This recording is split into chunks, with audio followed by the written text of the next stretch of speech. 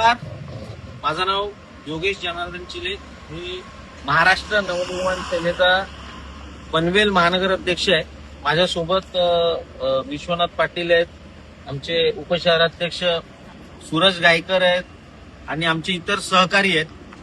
मित्रांनो, आता आपण उभे आहोत दाऊ केमिकल्स मध्यंतरी तुम्हा सर्वांना आठवत असेल, प्रसिद्ध झालं होतं. बंडा तात्या कराडकर जे कीर्तनकर आहेत, त्यांनी दाऊ केमिकल्सच्या विरोधात आंदोलन केलं होतं.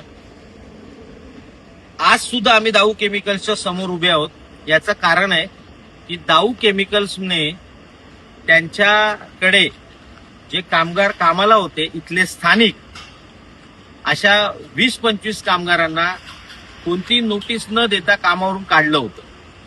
या कामगारांच्या अकाउंटवरती काही न सांगता पैसे टाकण्यात आले, त्यांना त्यांचा हिशोब सुद्धा दाखवण्यात आला नाही. आणि त्या बिचाऱ्यांना, ज्यांनी 15-15, 20-20 वर्ष इथे नोकरी केली होती, इथले स्थानिक आहेत, ते इथले भूमिपुत्र आहेत, त्यांना काही न सांगता यांनी घरी बसवलं होतं. कंपनीने अशा पद्धतीने कायद्याच्या जंजाळामध्ये या कामगारांना अडकवलं की त्या बिचाऱ्यांना कळत नव्हतं की आपल्याला कंपनीने काढलाय, कायदेशीर काढलाय की बेकायदेशीर काढलाय. ते न्यायालयामध्ये गेले. न्यायालयामध्ये कंपनीच्या वकिलाने अशा पद्धतीने चित्र दाखवलं. तिथे न्यायालयात वकिलाने दाखवलं की यांच्या अकाउंटवर आम्ही पैसे टाकलेले आहेत, त्यांच्याकडून सह्या घेतलेल्या आहेत. त्या बिचाऱ्यांना माहिती पण नव्हतं आपण कसल्या सह्या केलेल्या आहेत. आणि ती केस कामगार हरले. परंतु इतक्या अरबोपती कंपनीच्या समोर कामगार नक्की टिकणार तरी कसे, हा खरा प्रश्न आहे. त्यामुळे कामगारांना न्यायालयामध्ये सुद्धा जो न्याय अपेक्षित होता तो मिळाला नाही. मित्रांनो, हे सर्व कामगार महाराष्ट्र नवनिर्माण सेनेकडे आले. त्यानंतर कंपनीचे जे कॉन्ट्रॅक्टर्स आहेत त्यांच्याबरोबर आपल्या बैठका सुद्धा झाल्या. आपली विनंती एकच होती की तुम्ही इतके परप्रांतीय इथे घेतलेले आहेत कामाला. 2008चा महाराष्ट्र शासनाचा अधिनियम आहे, 80% कामगार हे स्थानिक असले पाहिजेत. आम्ही म्हणतो तुम्ही महाराष्ट्र सरकारला सुद्धा फाट्यावर मारताय, आम्हाला कळतंय ते. कारण राज्यात जे सरकार आहेत त्यांना सध्या परप्रांतीयांच्या ते जास्त प्रेमामध्ये आहेत, आम्ही समजू शकतो ते. पण म्हणून आमचे जे स्थानिक उरलेले आहेत इथे 20-25% जे काम करतायत, 80% पाहिजे होते ते 20-25%, 50% जे काम करतायत, त्यांना सुद्धा जर तुम्ही अशा पद्धतीने फसवून बाहेर काढणार असाल तर महाराष्ट्र नवनिर्माण सेना गप्प राहणार नाही.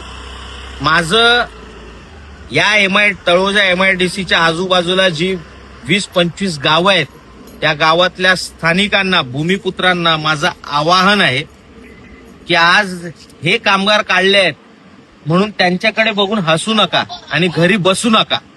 कारण आज यांना काढलेलं आहे, उद्या तुमच्या घरातल्या तुमच्या मुलाला काढतील कामावरून, तेव्हा काय करणार आहेत तुम्ही? आज जर अरे मनसे यांच्यासाठी लढते, यांच्यासाठी का आपण जायचं? अरे BJP लढते त्याच्यासाठी आपण का जायचं? तर हे पक्ष करत बसाल ना तर तुमची मुलं ही घरी बसतील आणि ओरिसा, पश्चिम बंगाल, बिहार, उत्तर प्रदेश मधून आणलेली मुलं इथे कामाला राहतील. 15-20 वर्ष काम केल्यानंतर ज्यावेळी 30,000 पगार होतो, कुठेतरी कामगार आपला स्थानिक भूमिपुत्र आनंदात जगत असतो. हे कंपनीवाले ठरवून काहीतरी कारण काढून आणि कायद्यात बसून आपल्या पोरांना घरी बसवतात. का? तर नवीन जो त्याच्या जागी मुलगा घेऊ त्याला 12 किंवा 13,000 मध्ये कामावर ठेवता येतं. उरलेले 15-20 हजार कंपनीचा फायदा होतो. पण या फायद्यासाठी ज्यांच्या जमिनी तुम्ही घेतलेल्या आहेत, त्यांच्या जागा तुम्ही घेतलेल्या आहेत, ज्यांना खरं तर त्या जागांच्या बदल्यात इथे तुम्ही नोकऱ्या देणार होतात, त्या नोकऱ्यांवरून त्यांना काढलेलं आहे.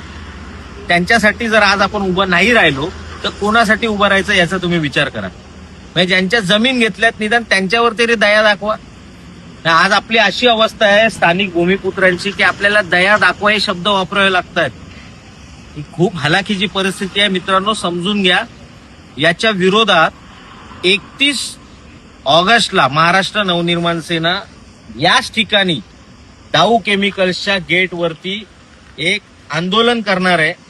या आंदोलनामध्ये आमची अपेक्षा आहे की तुम्ही माझ्या शेजारचा मुलगा घरी बसला असा विचार न करता, माझा मुलगा घरी बसला, या कंपनीने त्यांना घरी बसवला असा विचार करून त्या आपल्या 20-25 मुलांच्या सोबत इथे हजर व्हा.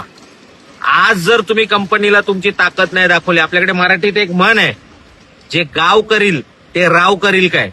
आता गावाने दाखवून द्यायची वेळ आलेली आहे की यांच्यासारख्या रावांना सुद्धा आम्ही घरी बसवू शकतो. त्यामुळे तुम्हाला हात जोडून विनंती आहे, 31 ऑगस्टला सकाळी 10 वाजता आपल्या या भूमिपुत्रांच्या नोकरीसाठी सर्वांनी आपला पक्ष बाजूला ठेवून इथे यायचंय. मी तुमची वाट बघतोय. जय हिंद, जय महाराष्ट्र.